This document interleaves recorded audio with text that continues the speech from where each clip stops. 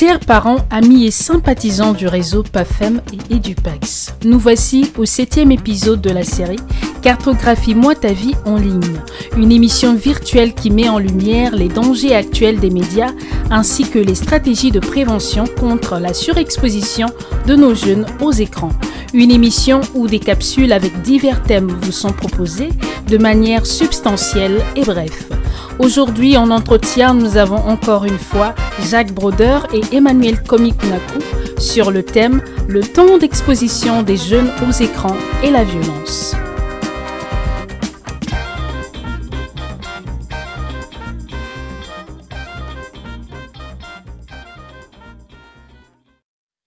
Bonjour Jacques, j'espère que tu vas très bien. Bonjour Commis, oui.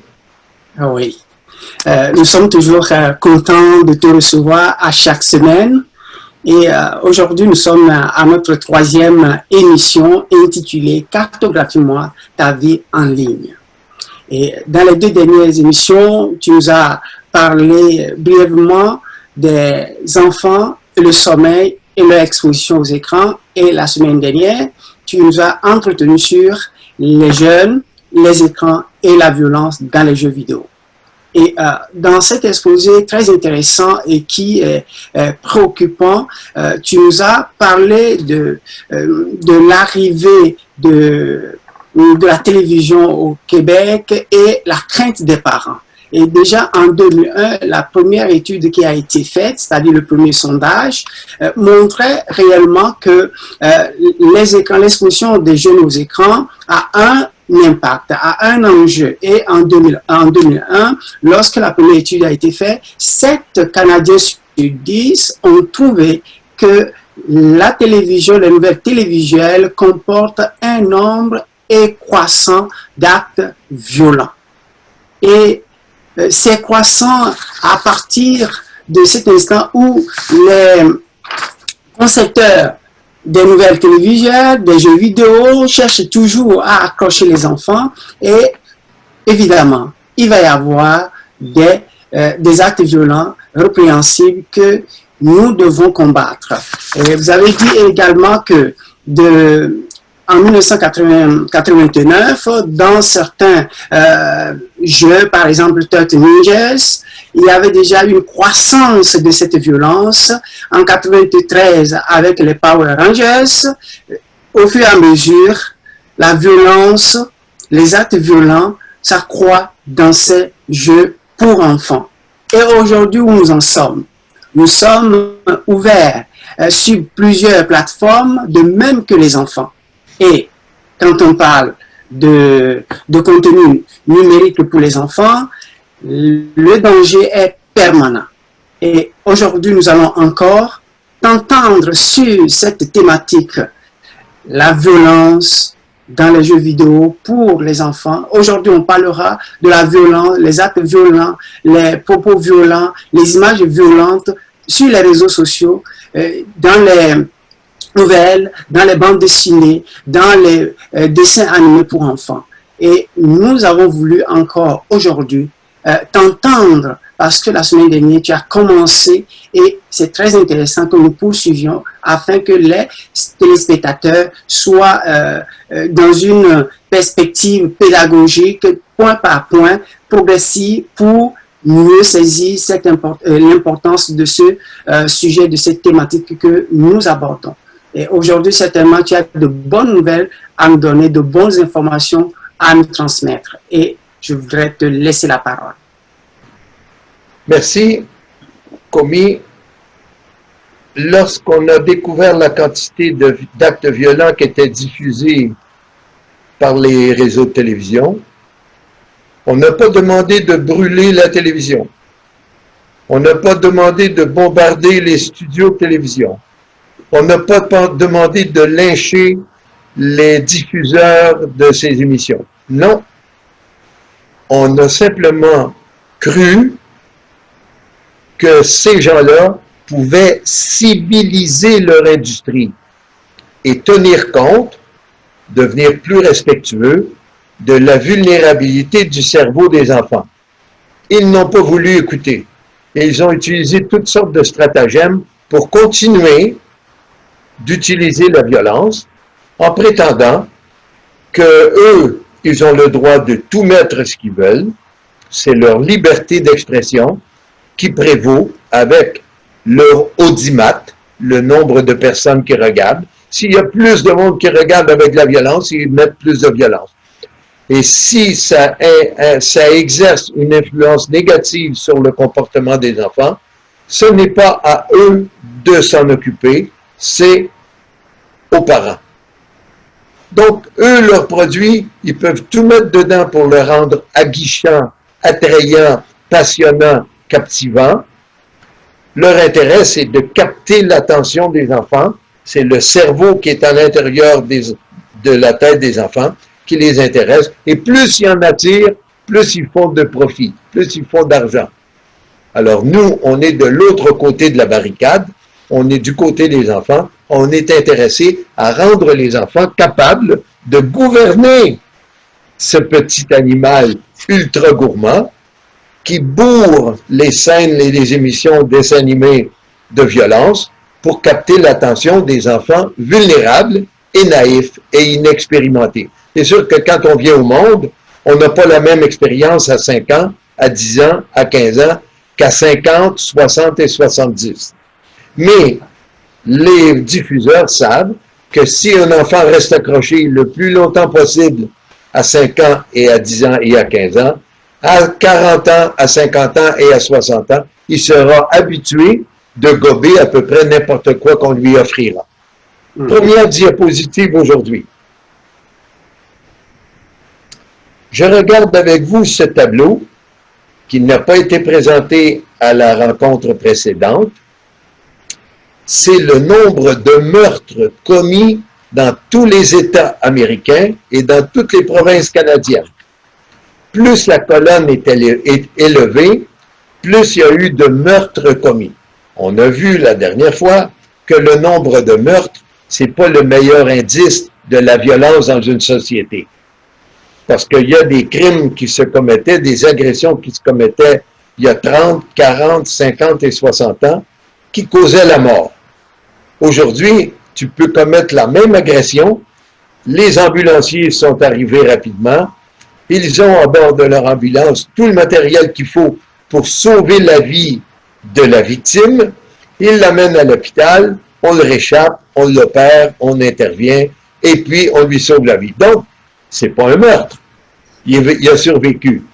Oui. Là, sur ce tableau, on a le nombre de meurtres commis. Je te signale que toi qui es arrivé chez nous au Québec en 2013, tu es atterri dans une province canadienne. D'abord, tu n'étais pas aux États-Unis, tu étais en Amérique du Nord. Oui. Mais tu n'étais pas aux États-Unis, tu étais au Canada. Tu étais dans une province canadienne qui s'appelle le Québec. Ben, je signale avec tout le monde qui nous regarde aujourd'hui que le Québec, il est sur ce tableau. Il est en rouge parce qu'il est une province canadienne. En bleu, on a les États américains. Eh bien, tu vois où se trouve le Québec, commis le pays où tu as amené ta famille, tes enfants, Oui. ta femme. Ils sont à gauche sur le tableau. Ils sont au deuxième rang. C'est une province canadienne avec beaucoup de monde, entre 7 et 8 millions d'habitants. Il y a un seul endroit où il y a moins de meurtres que chez nous, dans tout le Canada et dans tous les États-Unis, c'est la Nouvelle-Écosse. C'est une petite province canadienne qu'on appelle province parce que la Constitution canadienne a accordé le statut de province à la Nouvelle-Écosse. Et tu vois, c'est le seul endroit où il y a le moins de meurtres que chez nous. On me demande souvent, pourquoi il y a moins de meurtres au Québec? Et la Il y a question moins aussi, d'agressions au Québec qu'ailleurs au Canada. Et pourquoi il y en a moins au Canada qu'aux États-Unis? Voici ma réponse. Je ne l'ai pas vérifié avec des chiffres à l'appui et des études avec des budgets pour réaliser l'étude et contrôler. Voici mes deux réponses. Commis, la télévision canadienne diffuse beaucoup moins d'actes violents que la télévision états-unienne. Oui. La télévision états-unienne, si tu regardais 10 heures d'émission aux États-Unis, tu t'apercevrais qu'elle contient beaucoup plus d'agressions, de meurtres, de crimes sordides, avec des scènes horribles. La télévision états-unienne en diffuse beaucoup plus qu'au Canada. Et si tu regardais la télévision québécoise et tu la comparais à la télévision qui est regardée partout dans le reste du Canada, tu te rendrais compte que la télévision québécoise, elle comporte beaucoup moins d'actes violents que les autres provinces canadiennes. Pourquoi? Parce que au Canada anglais, 75% de la population regarde la télévision avec des émissions qui viennent des États-Unis. Wow. 75% de la population. Au Québec, 75% de la population regarde des émissions qui viennent du Québec. Et les émissions du Québec, elles comportent beaucoup moins d'actes d'agression et de violence que la télévision regardée au Canada et que la télévision regardée aux États-Unis. Image suivante. Oui, très bien, très bien. Diapo. Voici maintenant le taux d'homicide par 100 000 habitants tel que comptabilisé en 2009 dans toutes les provinces canadiennes. Regarde encore une fois commis. Aux États-Unis, on a l'indice 5. Oui. En Alberta, la province réputée au Canada comme étant la province du pétrole, oui. 3,07. Colombie-Britannique, la dernière province canadienne à l'extrémité ouest, proche de l'océan Pacifique, 2,67. La moyenne canadienne, 1,83. L'Ontario, la plus grosse province, la province canadienne la plus populeuse avec le Québec, 1,83. 1,36, pardon. Le Québec, 1,19 et le Nouveau-Brunswick, 1,04.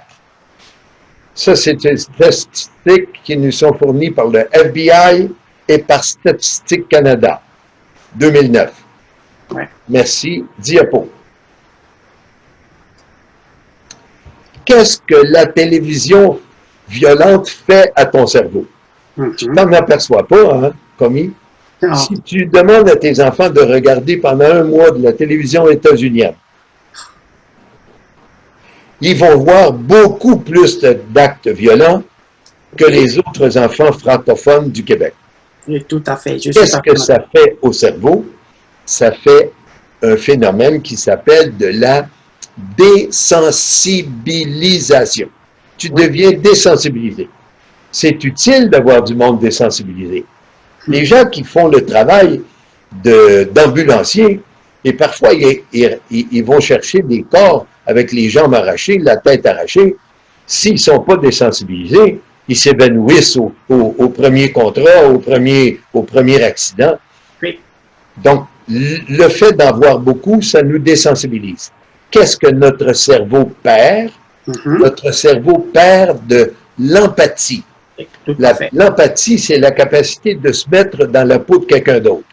Je suis d'accord. Si tu n'es pas capable de perdre de l'empathie quand tu es ambulancier, ben tu vas faire un mauvais boulot. Tu vas faire un mauvais boulot parce que les gens te payent pour aller chercher des corps mutilés et toi, tu t'évanouis. Ça ne suffit pas. Donc, il faut que tu diminues ton empathie. Mais les enfants qui sont dans nos écoles, il ne faut pas diminuer leur empathie. Il faut cultiver leur empathie. Il faut qu'ils soient capables de faire deux choses quand on a de l'empathie. Et l'empathie, on hérite de ça dans tous les pays du monde. Tous les êtres humains reçoivent de l'empathie à la naissance. Et qu'est-ce qu'on peut faire quand on a de l'empathie et qu'on la cultive, qu'on la conserve? On est capable de prendre soin et de porter secours. Si tu es habitué de voir de la violence et d'entendre des paroles violentes dans les émissions que tu regardes, ben dans ton école, il y a des filles qui se font appeler avec des mots vraiment méchants, disgracieux, cruels. Jacques? Oui. J'aimerais juste poser une question. Il y a un phénomène aujourd'hui que moi j'appelle phénomène de voyeurisme à partir du moment où des gens, c'est la question que j'allais poser aujourd'hui et tout à l'heure. où au lieu d'aller porter secours à quelqu'un qui se noie ou soit qui est en situation, on se permet de prendre son téléphone portable et filmer sans rien faire, les bras croisés. Donc, on est dans une position de désensibilisation, et voilà, de dissociation sociale. Très bien. Et ça fait en sorte que quand tu vois quelqu'un qui souffre, ton premier réflexe, ça devrait être de porter secours. Oui, tout à fait. Ton premier réflexe, ça devrait être de porter secours. Si c'est tu as 5 ans et ton petit frère de 2 ans tombe à l'eau, ton premier réflexe, il faut que ce soit de porter secours. Ou bien de crier « Maman, papa, mon frère vient de tomber à l'eau. » Porter secours. Oui. Ce que font les jeunes d'aujourd'hui, habitués à passer beaucoup de temps à regarder toutes sortes d'images, des violentes et des non-violentes, à la télé, ou dans des jeux vidéo, ou sur des réseaux sociaux. Le réflexe premier maintenant, c'est de filmer pour être capable de raconter à ses copains ce qu'il a vu. Donc, donc son réflexe de porter secours et de prendre soin, il l'a perdu. Oui. Ce qu'il fait, c'est filmer ce qu'il a vu. Diapo. Voici 2 femmes québécoises formidables. Oui. Linda Pagani, celle du haut. Une personne qui a fait des études avec elle, des recherches. Caroline Fitzpatrick. Oui. Les 2 ont suivi des enfants nés en 97-98 et ils les ont suivis pendant 20 ans. Oui, 20 ans. Oui. Là, je parle sur la diapositive de 13 ans. Parce qu'elles ont comparé le temps que ces enfants-là passaient devant des écrans quand ils avaient 1 an et demi et 3 ans, et les parents qui répondaient, le temps que les enfants regardaient la télé. Et ensuite, à 13 ans, ils ont questionné les enfants eux-mêmes qui avaient vieilli. Hein? C'est une étude longitudinale. Ça vaut très cher une étude longitudinale. Il faut que tu suives les enfants et qu'ils deviennent des ados pendant plusieurs années. Ils ont découvert que plus un enfant avait passé de temps à regarder des écrans, violents ou pas violents, hein, quand ils étaient petits, plus ils deviennent à risque de souffrir de victimisation. Ils ont moins d'habilité sociale.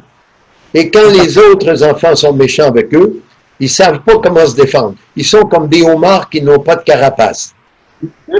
Et ils ne prennent pas la peine d'aller raconter à papa et à maman que les traitements verbaux ou gestuels qu'ils subissent à l'école, ça leur fait mal. Non, ils ont honte de souffrir, ils sont victimes. Et plus ils en ont regardé quand ils étaient petits, plus ils sont à risque d'être victimes à l'âge de 13 ans. Diapo.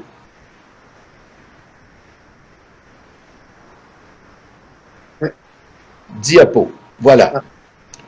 Le cerveau humain, commis, ton cerveau, mon cerveau et le cerveau de tous les enfants d'Afrique et d'Amérique, ce cerveau, quand on l'habitue tout jeune à regarder des écrans longtemps et souvent, son cerveau devient heureux de se laisser téléguider par les personnes qui préparent les émissions ou qui préparent les jeux vidéo. Leur cerveau devient accoutumé. L'accoutumance, c'est le début de la dépendance, l'accoutumance. Si tu t'habitues à fumer, tu deviens accoutumé à fumer. Après 5 cigarettes, mon vieux, ton cerveau devient obéissant à la compagnie de tabac qui veut te vendre un paquet sur l'étagère de l'épicerie. Tu voulais parler, Commis? Oui, effectivement, c'est une réalité dans la mesure où j'ai un petit garçon de 5 ans que tu connais par moment qui vient. Je l'observe et je le prends comme un terrain d'expérience habituel. Le plus souvent, lorsqu'il est resté pendant longtemps à la télévision, quand il était le lendemain, à la même heure, il a l'intention de repartir. Et si tu ne lui donnes pas, ce sont des crises de pleurs et ça me permet de repositionner ma façon d'accompagner ces enfants à la maison. Je dis, je ne veux pas être un militaire, mais il faut quand même leur donner l'opportunité de s'auto réguler, mais à son âge, il n'a pas la capacité de le faire, il faut qu'on puisse l'accompagner. Exact.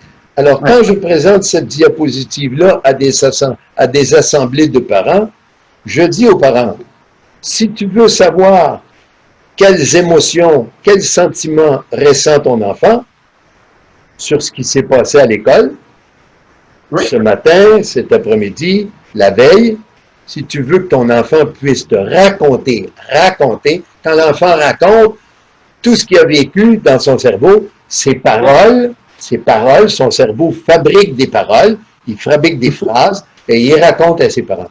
Le secret pour que le récit sorte de la bouche de l'enfant, c'est utiliser toutes les occasions qu'on peut pour l'habituer à raconter. Et le meilleur moment de la journée, commis dans tous les pays du monde, c'est l'heure des repas.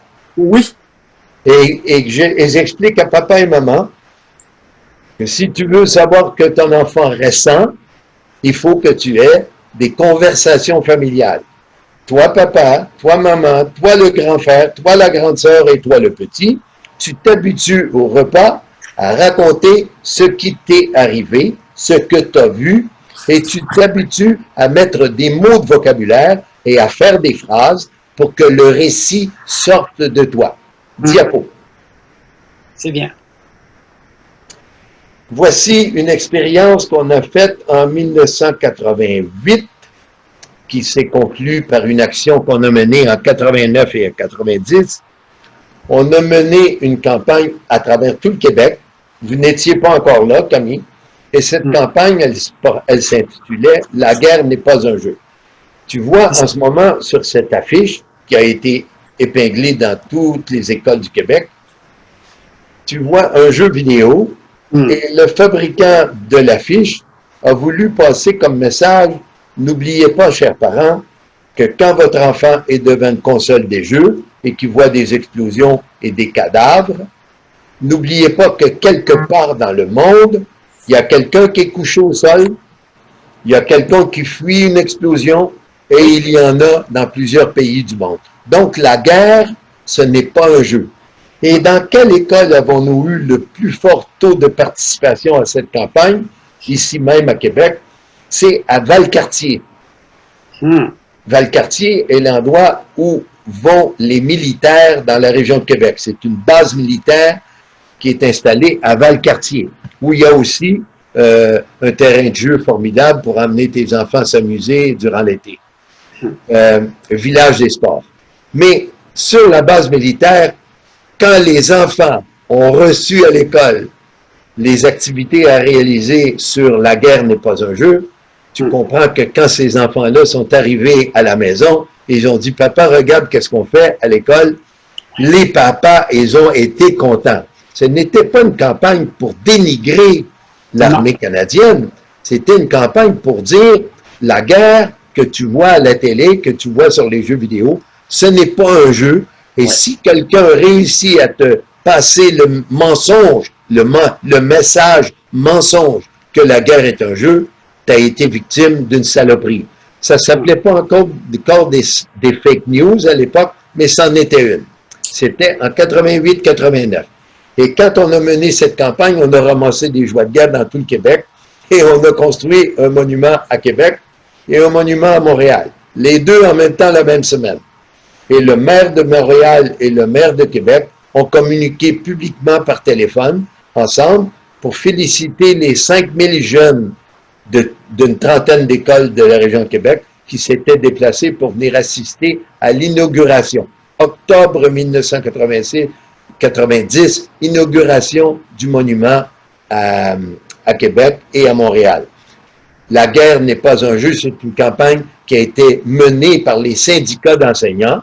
Hein, c'est pas rien, c'est les syndicats d'enseignants qui avaient mené la campagne parce que dans une école, si la violence devient banale, le sort des enfants se détériore et les conditions de travail des enseignants se détériorent aussi. Donc, la campagne avait un triple objectif, bien fait à la maison, bien fait chez les enfants et bien fait auprès des parents. Donc, c'est pour ça que les parents se sont impliqués beaucoup dans cette campagne. Diapo. Voici une image qui fait réfléchir les ados. Je leur demande s'ils ont bien observé tous les détails de cette image. Voici un jeune qui utilise son cerveau pour essayer de briser les chaînes du personnage qui est à l'écran. Voilà. On lui demande d'imaginer un truc pour briser les chaînes d'un esclave, d'un prisonnier. Pendant que le jeune utilise les neurones qui sont dans son cerveau, il y en a des milliards, Oui. il utilise ces neurones pour choisir les boutons sur sa manette pour libérer le prisonnier qui est à l'écran. Pendant ce temps, discrètement, la console de jeu tisse des maillons de chaîne et va attraper la cheville du joueur. Qu'est-ce que ce jeu vidéo est en train de faire aux joueurs? Je demande à mes amis ados qui ont une feuille dans les mains, parce que j'ai des questions. Moi, mes conférences, c'est des questions, moi, quand je m'adresse à des ados. Qu'est-ce que cette image essaye de te dire? Et le jeune choisit dans son propre cerveau des mots pour faire une phrase, pour construire lui-même une phrase. Toutes les réponses sont bonnes. Tu fonces, mon vieux. Tu n'hésites pas. Qu'est-ce que cette image essaye de nous dire? Et les jeunes nous le racontent par écrit. On recueille les feuilles à la fin de la conférence. Diapo. C'est bien. Voici le professeur Ryuta Kawashima, Oui. qui publie en 2001 au Japon. Je ne le connaissais pas, moi, Ryuta Kawashima. J'ai lu les résultats de son étude plusieurs années plus tard. Oui. Il mène une bizarre expérience avec des jeunes de tout âge, y compris des adultes. Il les fait venir dans son laboratoire, une petite salle où il y a une trentaine de chaises. Devant chaque chaise, il y a un écran. Et Ryuta Kawashima installe autour de la tête des 30 personnes une bande de caoutchouc élastique munie de ventouses. C'est ça. Appuyée sur la tête de chacune des 30 personnes. Il demande à ces 30 personnes de lire à haute voix. Il leur a donné chacun un livre différent. Et il demande à ces 30 personnes de lire à haute voix. 10 minutes. Stop. Pause. Deuxième étape, il demande à ces 30 personnes de résoudre des petits problèmes de mathématiques tout simples. 6 plus 2 divisé par 4, plus 5, moins 22. On garde le cerveau occupé pendant 10 minutes avec des petits problèmes de mathématiques tout simples. On arrête, on fait une pause, et là maintenant, on fait jouer tous ces gens-là, parmi lesquels il y a des gens habitués aux jeux vidéo et d'autres qui n'ont jamais joué. On leur montre le jeu vidéo auquel ils vont jouer et on leur demande d'appuyer sur le bouton ou la gâchette ou la manette pour obtenir le résultat qui est demandé par le concepteur du jeu. S'il apparaît une cible, tu essaies de l'attraper le plus vite possible. Et il fait faire les 3 activités à tout le monde et il vérifie ce qui a circulé comme courant électrique à l'intérieur des 30 cerveaux.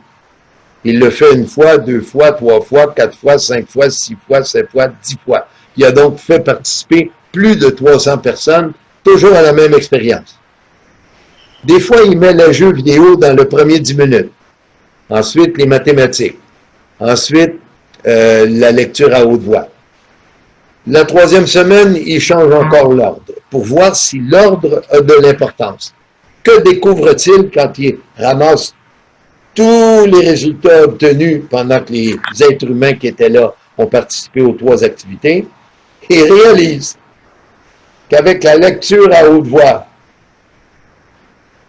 et avec les problèmes de mathématiques, il y a du trafic électrique dans tout le cerveau. De gauche à droite, de haut en bas, il y en a, ça bouge sans arrêt. Il a tout enregistré avec ses ventouses. Il y a un seul endroit où il n'y a jamais aucun trafic électrique, c'est dans la partie du cerveau qui est caché derrière ma main, derrière ton front. C'est le lobe frontal. Et avec la mathématique, avec la lecture à haute voix, il y a du trafic dans le lobe frontal. Mais avec le jeu vidéo, zéro trafic. Oui. Que conclut-il? C'est connu depuis 2001. Tout le monde qui nous écoute ce soir ou aujourd'hui, je leur demande pourquoi il n'y a aucun article de journal qui t'a mis au courant de cette expérience-là qui est formidable.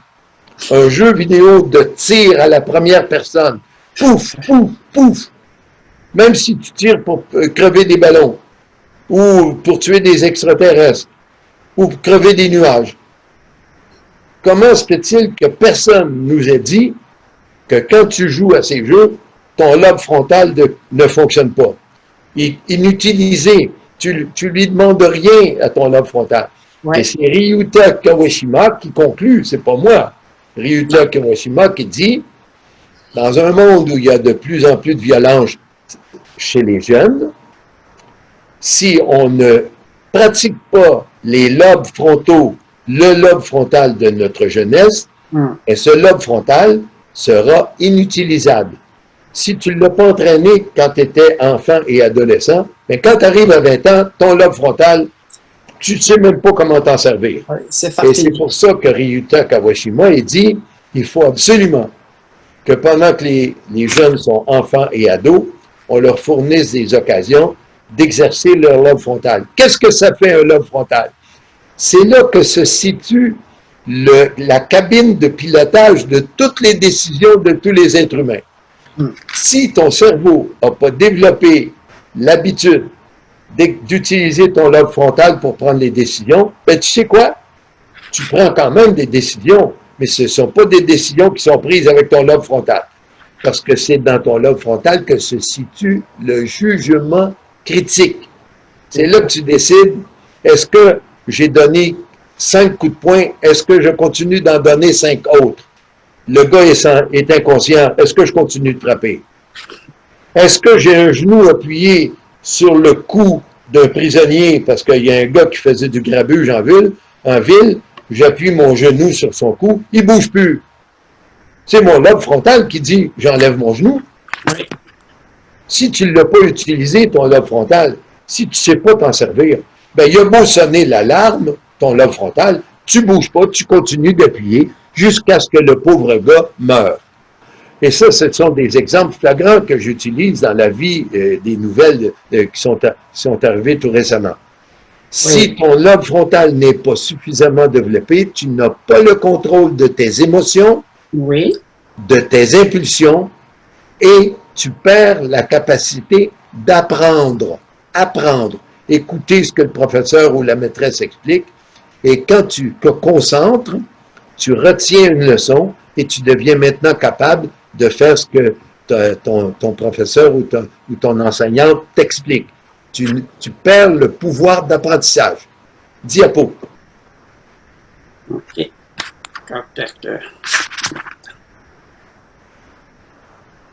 Voilà. Celui-là est un peu trop long, on va passer par-dessus, mais il est dans le diapo. Il y est dans le diaporama. Si on met le diaporama en ligne, les gens pourront l'utiliser comme il faut. Ça explique les réflexes, le lobe pariétal, ça explique l'humeur, le lobe frontal, ça explique la capacité de faire des choix et de prendre des décisions avec le cortex préfrontal et plusieurs autres parties du cerveau que je n'ai pas expliquées aujourd'hui.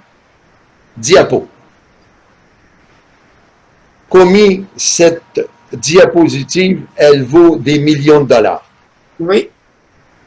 On a vérifié le risque que quelqu'un soit capable de déceler un cancer du sein en faisant un examen soi-même, avec des palpations avec la main. On touche. Quand il y a une bosse, tout à coup, ça veut dire qu'il y a quelque chose qui cloche, on va montrer à un médecin pour s'assurer. Ça, c'est J, ça, c'est la colonne J. Oui. Voici le risque que tu as de découvrir, de diagnostiquer un début de cancer du sein, colonne J. Colonne I, l'exposition à l'amiante et le risque de souffrir d'un cancer du larynx. le cancer du larynx. C'est Oui. la colonne I. Toutes les colonnes là, nous indiquent la possibilité de déceler avec chacune des colonnes. H, c'est le faire des devoirs, la chance d'améliorer tes notes. Regarde la colonne H. Tu pourras l'utiliser avec tes enfants commis. Je vois. Quand tu fais tes devoirs à la maison et tes leçons, ben, tes capacités d'apprendre le lendemain, elles sont améliorées. Oui. G, c'est la consommation de calcium. Quand tu es petit, enfant ou adolescent, si tu consommes du calcium, ta capacité osseuse s'améliore. Oui. Si tu n'en consommes pas de calcium dans le lait ou dans le brocoli ou dans toutes sortes d'autres aliments, ben, tu en intègres moins du calcium et ta masse osseuse, elle est plus fragile. Tu as plus de chances de te casser un bras quand tu fais une chute. Si tu as du calcium, ton os est plus solide. G. F, c'est la nicotine. Tu sais qu'il y a des gens pour arrêter de fumer qui se mettent un collant sur l'épaule. Ça leur fournit de la nicotine. Ben, quand tu utilises la patch, qu'on appelle en anglais la patch, l'autocollant, ça fournit de la nicotine à ton cerveau sans que tu aies besoin de fumer. Alors, ta chance d'arrêter de fumer avec la nicotine en bannière, elle est représentée par la colonne F. L'exposition au plomb et le fonctionnement cérébral. Oui. Si tu es exposé au plomb dans l'eau ou dans ton voisinage, dans ton quartier ou dans ta maison à cause du sous-sol qui en contient du plomb, ben, plus tu es exposé au plomb, plus ton cerveau risque d'être affecté. Et on sait maintenant que l'enfant qui est affecté, exposé au plomb, sa capacité cérébrale d'apprendre diminue. Diminue. Je ne les pose pas tous, mais quelqu'un pourra les regarder tout à l'heure. J'arrive à l'exposition à la violence. Commis, c'est la colonne B. Tout à fait. Plus tu en regardes dans les émissions, plus tu en regardes dans des films, plus tu en vois sur des jeux vidéo, ben voici à quel point tu risques toi-même de recommettre ce que tu as vu. Et La correspondance, elle augmente avec la quantité que tu as regardée. C'est presque aussi élevé que le risque de souffrir du cancer du poumon quand tu fumes. Presque aussi élevé. Quand ce tableau-là a été fait, on n'avait pas encore de données sur les jeux vidéo. La colonne pour les jeux vidéo, elle est encore plus élevée que la possibilité de souffrir du cancer du poumon en fumant. Donc, ton risque est plus élevé qu'en fumant une cigarette pour attraper le cancer du poumon. Ok, Jacques, il te reste quelques minutes. On va conclure. On va conclure avec la diapo numéro 34. Merci, Jacques. Voici le lobe frontal idéal pour les compagnies qui font de la publicité. Tu t'es gommé, hein? Et je demande à mes amis adolescents qui m'ont vu entrer dans la salle avec mes cheveux gris, qui s'attendaient à un gros discours moralisateur où on condamne les médias, pas du tout. Non. Je demande, puisque c'est le cerveau idéal pour une compagnie publicitaire, dis-moi pourquoi une compagnie publicitaire aurait-elle intérêt à sortir la gomme pour te rendre incapable d'utiliser ton lobe frontal? Pourquoi? Et je regarde mes amis qui ont leur crayon et qui mettent la réponse. Ma façon de poser des questions à des ados provoque un affûtage du lobe frontal formidable. Et au lieu de me percevoir comme un vieux moralisateur qui essaie de faire des peurs aux jeunes, non, je leur donne le pouvoir de maîtriser les écrans, parce que toutes ces diapositives-là, je les utilise pour quelque chose qu'on expliquera à une prochaine émission. Préparer les jeunes à un exercice formidable de maîtrise des écrans. Pas de condamnation des écrans, pas de destruction des écrans, pas un feu où on brûle tous les écrans, non, pas du tout. On habitue tous ces cerveaux-là à maîtriser les écrans afin que les écrans apprennent, eux aussi, à obéir à ton lobe frontal. Merci beaucoup de m'avoir invité, Komi. Et puis, je sais que tu vas tout mettre ça en ligne avec Nathanaël et vous allez nous avertir quand ce sera terminé. Merci à toi et à ton fils. Merci, Jacques. Merci pour cet exposé très riche qui nous interpelle en tant que parents, en tant qu'adultes à faire la part des choses. Nous devons aider nos jeunes à maîtriser les écrans pour être utiles à eux-mêmes, pour se faire du bien et faire du bien autour d'eux. Parce qu'aujourd'hui, comme tu le disais tantôt, la violence est banalisée.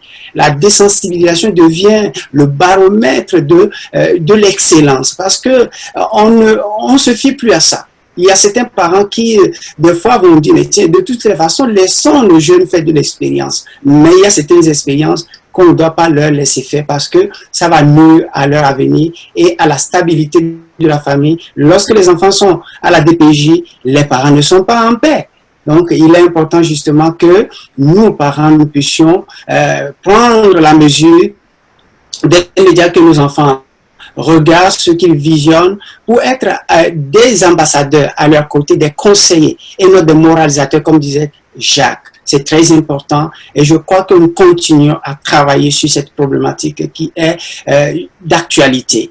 Merci Jacques et à la prochaine. Merci Pafem. Merci Komi. Au revoir. Ça fait plaisir. Au revoir. Merci de nous avoir suivis et nous espérons que vous avez passé un bon moment en notre compagnie. PAFEM, guidons nos jeunes à consommer avec modération.